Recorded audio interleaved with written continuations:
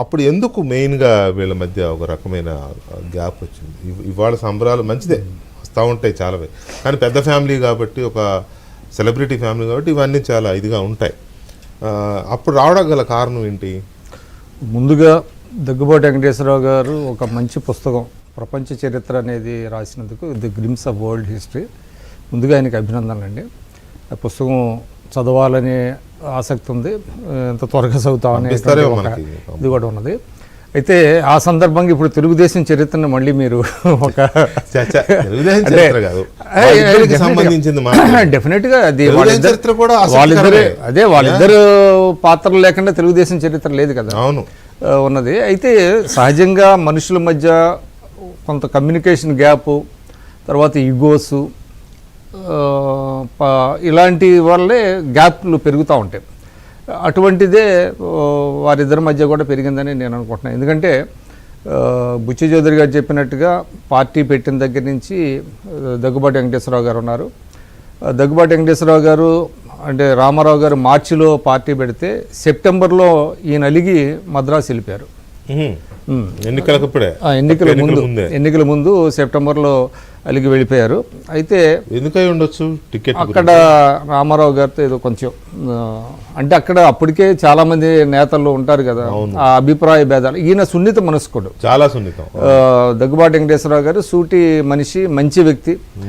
ఆయన కొంత అలిగి ఎన్టీ రామారావు గారి మీద మద్రాసు వెళ్ళిపోతే వారు కథనం ప్రకారం ఏంటంటే ఒక వారం రోజుల్లోనే ఎన్టీ రామారావు గారు మళ్ళీ నన్ను ఆయనే స్వయంగా వచ్చి తీసుకెళ్లారని అంటారు. కానీ కొంతమంది ఏంటంటే ఎలక్షన్ల తర్వాతే వచ్చారు అనేది ఒకటి. అది కొంచెం అంటే ఆయన వెర్షన్ అయితే ఓన్లీ 1 వీకే గ్యాప్ ఉంది, మళ్ళీ నేను వెనక్కి వచ్చేసాను.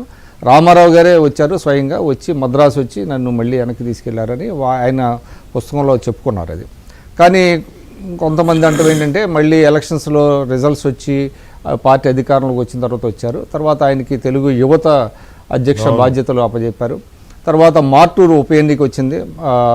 మార్టూరు ఎమ్మెల్యేగా ఉన్న ఆయన జడ్పీ చైర్మన్ అవడంతో ఆ మార్టూరు ఉప ఎన్నికలో ఆయన గెలిచారు.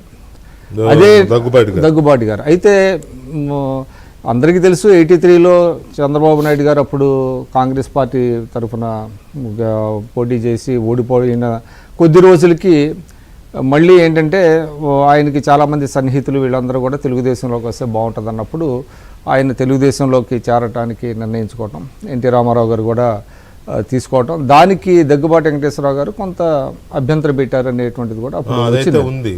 ఆయన ప్రవేశాన్ని అడ్డుకోవటం అనేటువంటిది జరిగింది.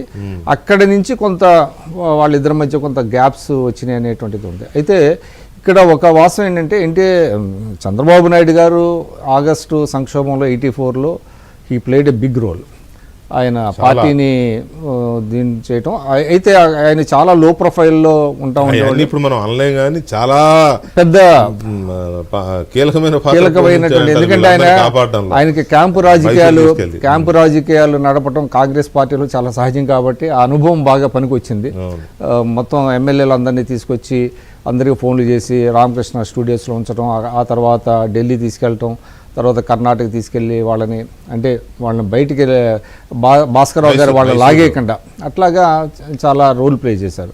తర్వాత దగ్గుబాటి వెంకటేశ్వరరావు గారు 87లో ఆయన మంత్రి అయ్యి తర్వాత 89లో కూడా మళ్ళీ ఆయన గెలవటం, 89లో చంద్రబాబు నాయుడు గారు ఎమ్మెల్యే అవ్వటం. అయితే ఇక్కడ ఒకటి ఏంటంటే చాలా స్పష్టంగా చెప్పింది ఏంటంటే దగ్గుబాటి వెంకటేశ్వరరావు గారికి ఒక క్లౌట్ ఉండేది.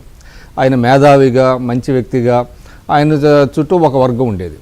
కానీ చంద్రబాబు నాయుడు గారి వెనక మాత్రం బడుగు బలహీన వర్గాల నాయకులు ఎక్కువ మంది ర్యాలీ అయ్యారు. దగ్గుబాటి వెంకటేశ్వరరావు గారి వర్గానికి, ఈయన వర్గానికి చూసినట్లయితే చంద్రబాబు నాయుడు గారు ఒక మాస్ లీడర్గా తను ప్రూవ్ చేసుకున్నాడు. ఆయన ఎమర్జీ అయ్యాడు, ఆయన ఎవాల్వ్ అయ్యాడు తెలుగుదేశం పార్టీలో. అవకాశాలు వచ్చినప్పటికీ కూడా దగ్గుబాటి వెంకటేశ్వరరావు గారు బికాజ్ ఆఫ్ హిజ్ నేచర్ కావచ్చు కానీ కొంత ఆయన క్లియర్గా చంద్రబాబు నాయుడు గారు ఒక స్థాయికి వెళ్ళిపోయాడు. ఆయన జనరల్ సెక్రటరీ